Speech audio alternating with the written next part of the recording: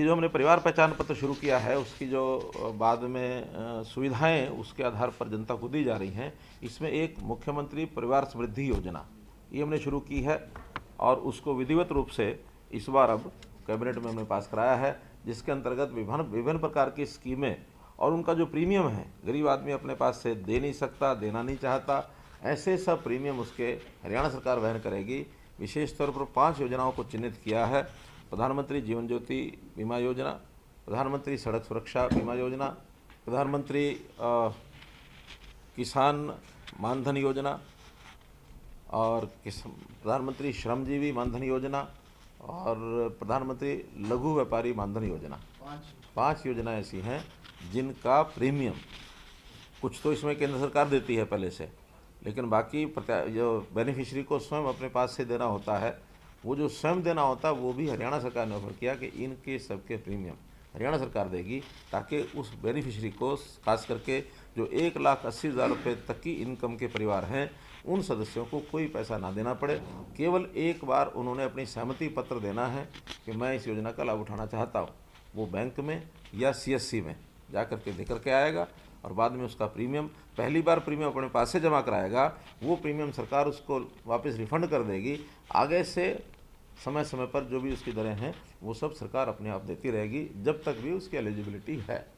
पहली बार इसका जो पहली किस्त जो हमने दी है वो लगभग 3.5 लाख परिवारों को पिछले दिनों में जब आपके सामने से किया था, 3,32,000 परिवार थे, उनको ये पैसा पहली किस्त दे दी गई। यह हरियाणा जनसुविधा परिवर्तन निषेध विधेयक 2022। कई विषय ध्यान में आए हैं कि बहुत पहले समय में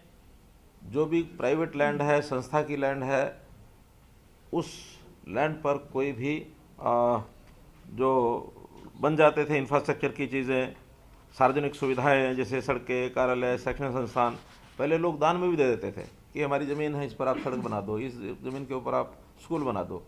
लेकिन समय बदलने के बाद, ज़मीनों की कीमत महंगी होने के बाद वो पीढ़ी तो चली गई जो दान के कर गई, अगली पीढ़ी आके कहती है कि ये तो हमारे नाम चल रही है कागज़ों में, क्योंकि वो कागज़ बदलते नहीं थे,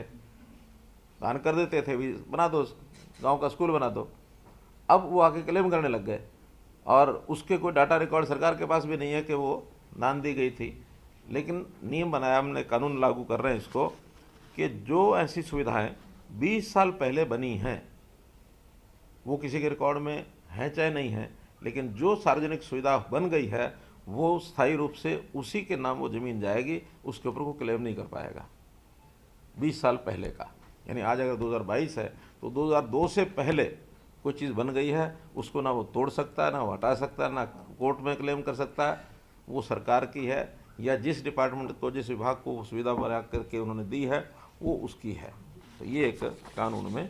एक प्रावधान किया है।